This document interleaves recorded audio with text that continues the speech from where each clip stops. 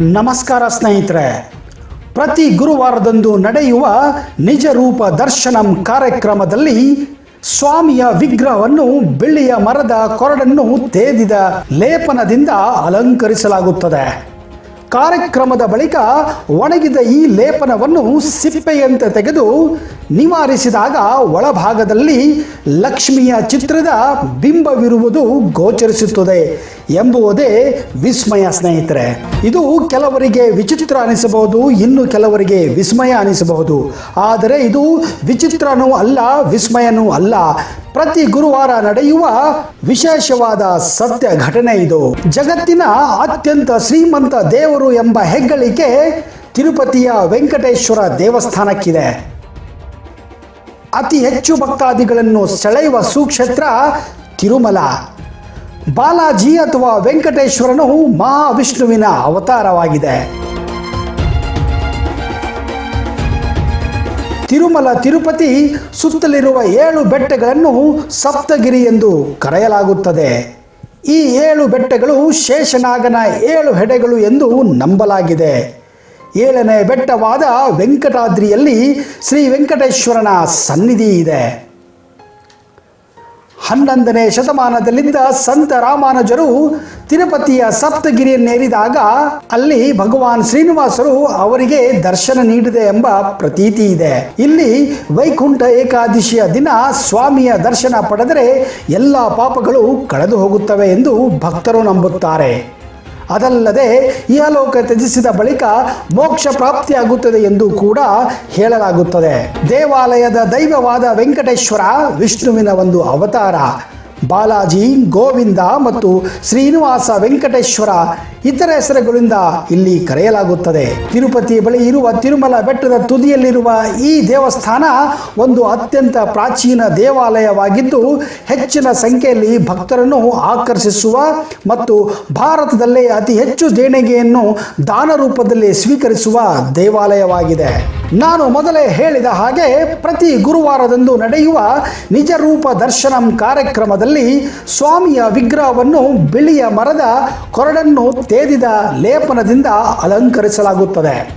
ಕಾರ್ಯಕ್ರಮದ ಬಳಿಕ ಒಣಗಿದ ಈ ಲೇಪನವನ್ನು ಸಿಪ್ಪೆಯಂತೆ ತೆಗೆದು ನಿವಾರಿಸಿದಾಗ ಒಳಭಾಗದಲ್ಲಿ ಲಕ್ಷ್ಮೀ ದೇವಿಯ ಚಿತ್ರದ ಬಿಂಬವಿರುವುದು ಗೋಚರಿಸುತ್ತದೆ ಎಂಬುದೇ ಒಂದು ಅದ್ಭುತ ವಿಸ್ಮಯ.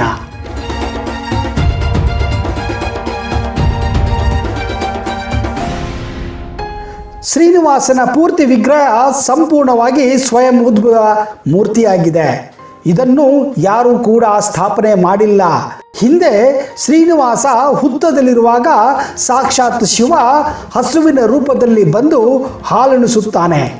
ರಾಜ ಚೋಳನ ಅರಮನೆ ಹಸುಗಳನ್ನು ನೋಡಿಕೊಳ್ಳುತ್ತಿದ್ದ ದನಗಾಯಿಗೆ ಈ ಕಾಮಧೇನು ಹೆಸರಿನ ಹಸು ಹಾಲು ಕೊಡದೇ ಇದ್ದುದು ಅನುಮಾನಕ್ಕೆ ಕಾರಣವಾಗುತ್ತದೆ ಸ್ನೇಹಿತರೆ.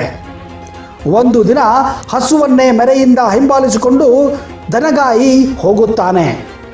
ಆಗ ಕಾಮಧೇನು ಹುತ್ತದಲ್ಲಿದ್ದ ಶ್ರೀನಿವಾಸನಿಗೆ ಹಾಲು ಎರೆಯುವುದನ್ನು ನೋಡುತ್ತಾನೆ. ಕೋಪಗೊಂಡ ದನಗಾಯಿ ತನ್ನ ಕೊಡಲಿಯಿಂದ ಹಸುವನ್ನು ಹೊಡೆಯೋಕೆ ಮುಂದಾಗುತ್ತಾನೆ. ಆಗ ಆ ಏಟು ಶ್ರೀನಿವಾಸನ ತಲೆಗೆ ಬೀಳುತ್ತದೆ. ಅನಂತರ ಶ್ರೀನಿವಾಸನ ಪರಮ ಭಕ್ತೆ ನೀಲಾದೇವಿ ತನ್ನ ಕೂದಲನ್ನೇ ಕತ್ತರಿಸಿ ಶ್ರೀನಿವಾಸನಿಗೆ ಜೋಡಿಸುತ್ತಾಳೆ. ಆಗ ಶ್ರೀನಿವಾಸ ನೀಲಾದೇವಿಗೆ ಒಂದು ವರ ಕೊಡುತ್ತಾನೆ. ಕಲಿಯುಗದಲ್ಲಿ ಭಕ್ತರು ನನ್ನ ಕ್ಷೇತ್ರಕ್ಕೆ ಬಂದು ಕೊಡುವ ತಲೆ ಕೂದಲು ಮುಡಿ ನಿನ್ನ ಮೂಲಕವೇ ನನಗೆ ಅರ್ಪಣೆಯಾಗಲಿ ಎಂದು.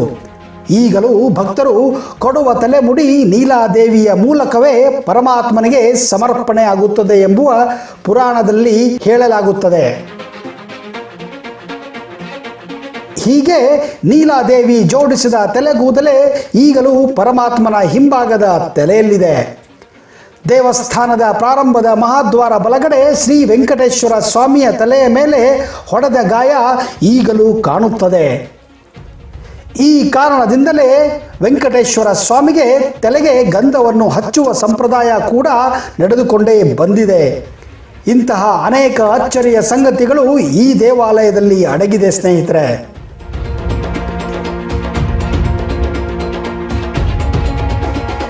ತಿರುಮಲ ವೆಂಕಟೇಶ್ವರ ದೇವಸ್ಥಾನ ಆಂಧ್ರ ಪ್ರದೇಶದ ಚಿತ್ತೂರು ಜಿಲ್ಲೆಯ ತಿರುಪತಿ ಬಳಿ ತಿರುಮಲ ಬೆಟ್ಟದ ಪಟ್ಟಣದಲ್ಲಿದೆ. ಇದು ಕರ್ನಾಟಕ ರಾಜ್ಯದ ರಾಜಧಾನಿ ಬೆಂಗಳೂರಿನಿಂದ ಸುಮಾರು 291 ಕಿಲೋಮೀಟರ್ ದೂರದಲ್ಲಿದ್ದರೆ, ಉತ್ತರ ಕರ್ನಾಟಕದ ಅವಳಿ ನಗರಗಳಾದಂಥ ಹುಬ್ಬಳ್ಳಿ ಧಾರವಾಡದಿಂದ 684 ಕಿಲೋಮೀಟರ್ ದೂರದಲ್ಲಿದೆ. ಹಾಗೆಯೇ ಕಲ್ಯಾಣ ಕರ್ನಾಟಕದ ಪ್ರಮುಖ ನಗರವಾದಂತಹ ಕಲಬುರಗಿಯಿಂದ ಸುಮಾರು 616 ಕಿಲೋಮೀಟರ್ ದೂರದಲ್ಲಿದೆ ಸ್ನೇಹಿತರೆ.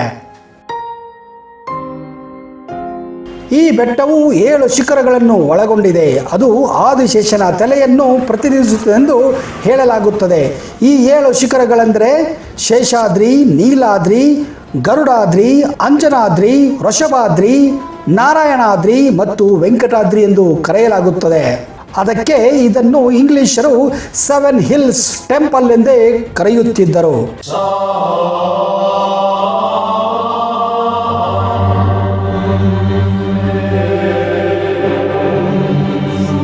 ತಿರುಮಲದ ರಂಗನೈಕಲ್ ಮಂಟಪಂನಲ್ಲಿ ತಿರುಪತಿ ತಿರುಮಲ ದೇವಸ್ಥಾನದ ಅಧಿಕಾರಿಗಳಿಗೆ ಚಿನ್ನದ ಹಸ್ತಗಳನ್ನು ನೀಡಲಾಗಿದೆ.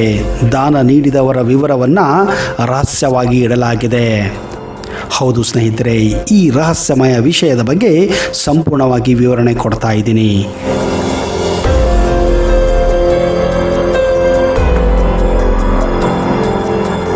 ಸಾಮಾನ್ಯವಾಗಿ ದೇವಾಲಯಗಳಿಗೆ ಭೇಟಿ ನೀಡುವಾಗ ಭಕ್ತರು ಹುಂಡಿಯೊಳಗೆ ಹಣವನ್ನು ಹಾಕುತ್ತಾರೆ, ಚಿನ್ನವನ್ನು ಹಾಕುತ್ತಾರೆ, ಚಿನ್ನದ ವಸ್ತುಗಳನ್ನು ಹಾಕುತ್ತಾರೆ, ಬೆಳ್ಳಿ ಕೂಡ ಹಾಕುತ್ತಾರೆ.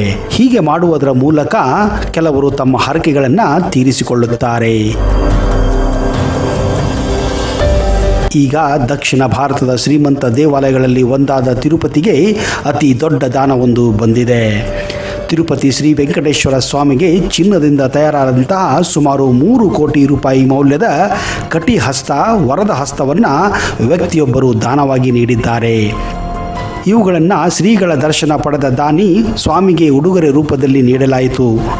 ತನ್ನನ್ನು ತಾನು ಗುರುತಿಸಿಕೊಳ್ಳುವುದನ್ನು ಬಯಸದ ಅನಾಮಧೇಯ ಭಕ್ತರೊಬ್ಬರು ತಿರುಪತಿ ದೇವಸ್ಥಾನದಲ್ಲಿ ಶ್ರೀ ವೆಂಕಟೇಶ್ವರನಿಗೆ ಅಲಂಕರಿಸಲು ಚಿನ್ನದಿಂದ ಮಾಡಿದ ವಜ್ರ ಮತ್ತು ಮಾಣಿಕ್ಯದಿಂದ ಹೊದಿಸಿದ ಚಿನ್ನದ ಹಸ್ತವನ್ನು ಕಾಣಿಕೆಯಾಗಿ ನೀಡಿದ್ದಾರೆ. ದಾನ ಮಾಡಿದವರು ತಮ್ಮ ಹೆಸರನ್ನು ಪ್ರಕಟಿಸುವುದು, ಪ್ರಚಾರ ಮಾಡುವುದು ಬೇಡ ಎಂದು ದೇವಸ್ಥಾನದ ಮಂಡಳಿಯಲ್ಲಿ ವಿನಂತಿ ಮಾಡಿಕೊಂಡಿದ್ದಾರೆ. VIP ದರ್ಶನದ ವೇಳೆ ಈ ಘಟನೆ ನಡೆದಿದ್ದು, ಚಿನ್ನದ ಕೈಗಳು ಸುಮಾರು 5.3 kg ತೂಕವಿದ್ದು, ಇದರ ಮೌಲ್ಯ ಸುಮಾರು 3 ಕೋಟಿ ರೂಪಾಯಿ ಆಗಿದೆ ಎಂದು ಅಂದಾಜಿಸಲಾಗಿದೆ. TTD ಅಧಿಕಾರಿಗಳು ಹಾಗೂ ಅರ್ಚಕರು ಶ್ರೀಗಳ ಪಾದಕ್ಕೆ ಆಭರಣ ಇಟ್ಟು ವಿಶೇಷ ಪೂಜೆಯನ್ನು ಕೂಡ ಸಲ್ಲಿಸಿದ್ದಾರೆ. ಹಾಗೆಯೇ ಇಲ್ಲಿನ ಪೂಜಾರಿಗಳು ದಾನಿಗಳ ವಿವರವನ್ನು ಗೌಪ್ಯವಾಗಿ ಇಟ್ಟಿದ್ದಾರೆ. ಹಾಗೆಯೇ 6 ತಿಂಗಳ ಹಿಂದೆ ಅಷ್ಟೇ ತಿರುಪತಿ ಶ್ರೀ ವೆಂಕಟೇಶ್ವರ ಸ್ವಾಮಿಗೆ ಆಂಧ್ರದ ಉದ್ಯಮಿಯೊಬ್ಬರು ಚಿನ್ನದ ನಂದಕ ಖಡ್ಗವನ್ನ ದಾನವಾಗಿ ನೀಡಿದ್ದರು. ಇದರ ಮೌಲ್ಯ 1,80,00,000 ರೂಪಾಯಿ ಆಗಿತ್ತು. ಇದು ಸಂಪೂರ್ಣವಾಗಿ ಚಿನ್ನದ ನಂದಕ ಹೆಸರಿನ ಖಡ್ಗವಾಗಿದೆ. ಇದು ತುಂಬ ಸುಂದರವಾಗಿದೆ. ಅದರ ಕೆಲವು ತುಣುಕುಗಳನ್ನು ನಿಮಗೆ ತೋರಿಸ್ತಾ ಇದ್ದೀನಿ.